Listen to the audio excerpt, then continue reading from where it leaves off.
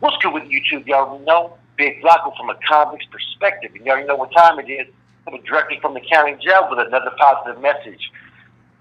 What am I going to do? You already know. I'm going to smash, dance, slide on through with a whole lot of energy, man, because it's nothing but positivity. With that said, please hit the like, subscribe, comment, do all those things to help support your boy, and hit that bell notification for future fire content.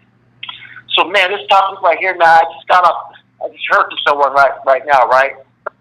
And I just got a message from somebody, and they told me that, man, that a particular individual that I used to associate with out there on the street just passed away. Individual named Wacko Jacko, right? Wacko Jack. He was a Wolfpack from California. He lived out here in Arizona,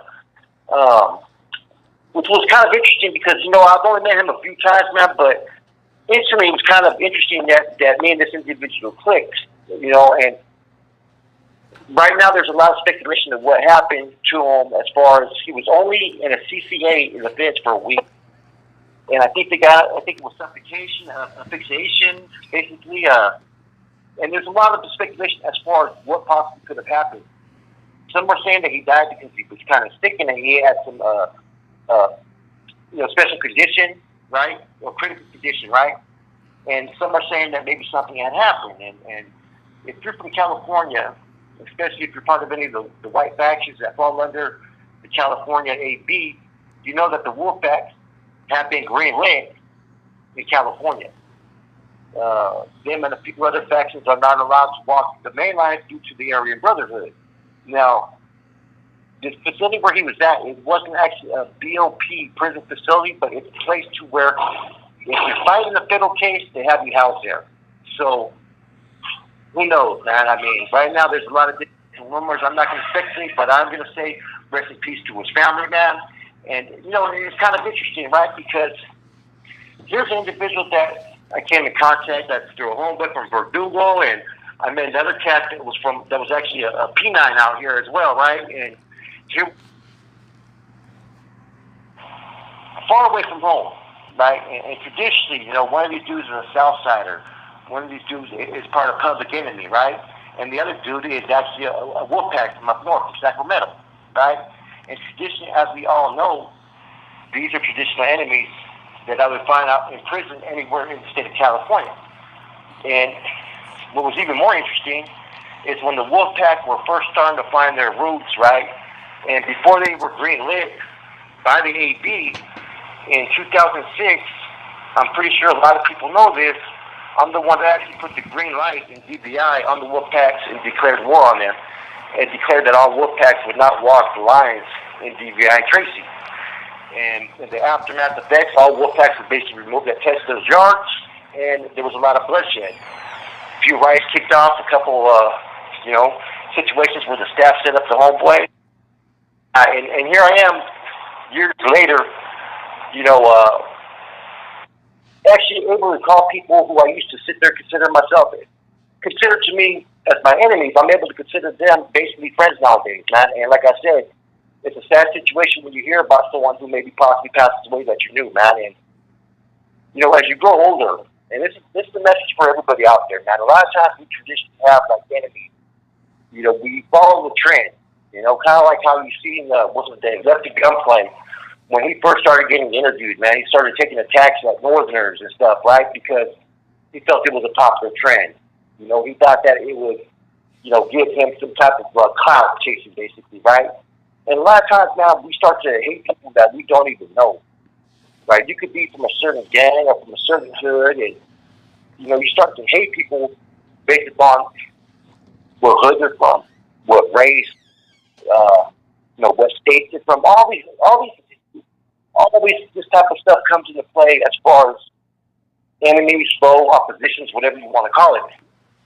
But a lot of times we don't take the time to get to know people, man. And like I said, I've always believed that it's more important to step out of that gang mentality, right, that a lot of people have. Even when people start to do good and change their ways, right, we're still sometimes stuck with that gang mindset.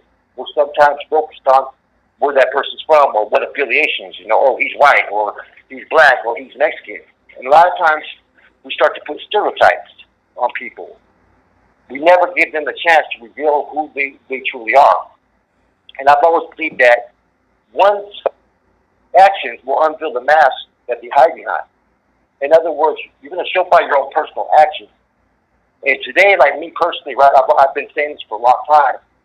I don't judge people by how old you are, where you're from, what race you are. If you're a real individual and you're true to yourself and your friendship is genuine, then I'm going to respect who you are as a man, as a woman.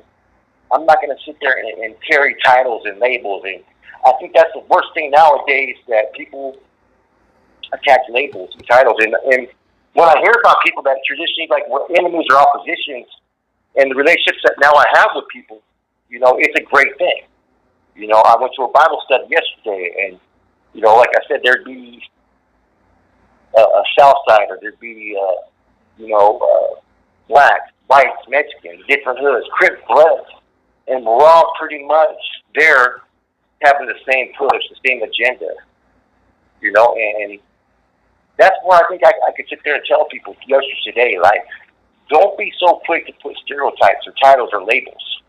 Because look how much of a fool that Lefty Gunplay has made himself look like when he's taking attacks at Northerners and whatnot. He just came off a level 4 yard, apparently, allegedly, right? Was on a level 4 yard where, you know, he wasn't carrying himself that way towards Northerners. You know, he truly doesn't have that hate in his heart because he's really been around any Northerners. So therefore, it's fake. Be true to yourself. Judge individuals by who they are.